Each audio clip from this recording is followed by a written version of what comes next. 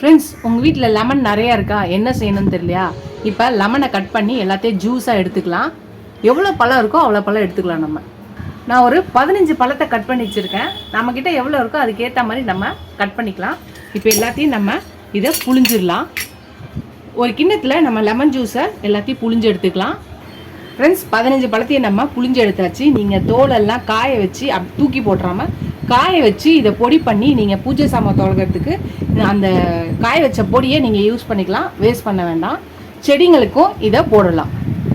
இதை எடுத்துடலாம். நம்ம புளிஞ்ச லெமனை அளந்துக்கலாம்.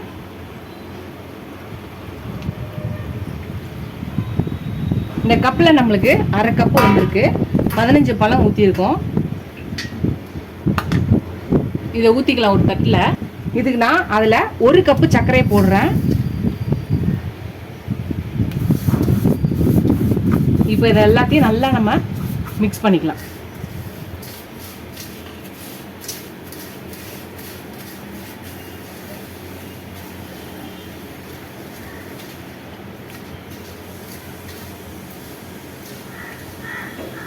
நல்லா மிக்ஸ்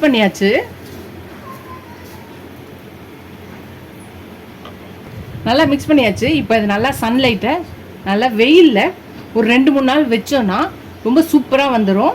இது நல்லா பளபளன்னு பொடி பொடியாக வந்துடும். இது நல்லா வெயிலில் வச்சு எடுத்துக்கலாம்.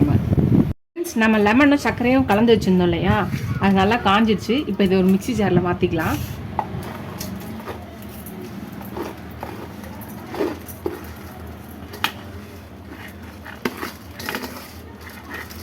இதை நீங்கள் காய வைக்கும்போது அப்பப்போ எடுத்து ஒரு 2-3 நாள் ஆகும் இது காயத்துக்கு. நல்லா காய வச்சு எடுத்துக்கணும். அப்பப்போ இந்த மாதிரி எடுத்து விட்டு நீங்கள் காய வைக்கணும் டெய்லி. இப்போ இதை நல்லா அடித்து எடுத்துகிட்டு வந்துடலாம் தூள் பண்ணி. ஃப்ரெண்ட்ஸ், நம்ம தூள் பண்ணி வச்சு பாருங்கள். நல்லா இதை நீங்கள் ஸ்டோர் பண்ணி வச்சுக்கலாம். உங்களுக்கு எப்போல்லாம் லெமன் ஜூஸ் குடிக்கணும்னு தோணுதோ அப்போ டக்குன்னு இதை ஒரு கிளாஸில் நம்மளுக்கு சில்லுன்னு குடிக்கணும்னு நினைக்கும் போது இந்த மாதிரி ஒரு 4-5 ஐஸ் க்யூப்ஸை போட்டுட்டு நம்ம சியா சீட்ஸு இல்லை சப்ஸா சீட்ஸு உங்கள்கிட்ட என்ன ஏதாவது ஊற வச்சுருந்தீங்கன்னா அதை போட்டுக்கலாம். இப்போ நம்ம பவுடர் பண்ணி வச்சுருக்க இந்த லெமன் சுகர் பவுடரை போட்டுக்கலாம். 1 ஸ்பூன் நல்லா பெருசாக போட்டுட்டு 1 கிளாஸ் நல்லா தண்ணி ஊற்றிக்கலாம். இப்போ இதை நல்லா மிக்ஸ் பண்ணிக்கோங்க.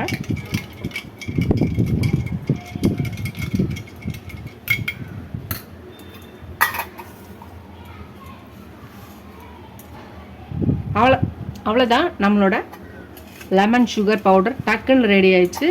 இப்போ நீங்கள் செஞ்சு வச்சிட்டிங்கன்னா எங்கேயாவது வெளியில் போயிட்டு வந்தாலோ வெயிலில் இந்த சம்மர் ஹாலிடேஸ்க்கு டக்குன்னு இதை அள்ளி போட்டோமா, தண்ணியை ஊற்றினோமா, கலக்கணமாக குடிச்சோமான்னு இருக்கும். ரொம்ப ஈஸியாக சிம்பிளாக செய்யக்கூடிய இந்த ரெசிபியை ட்ரை பண்ணுங்கள். இந்த பவுடரை ரெடி பண்ணி வச்சிட்டிங்கன்னா எப்போ வேணாலும் நம்ம அவசரத்துக்கு போட்டுக்கலாம்.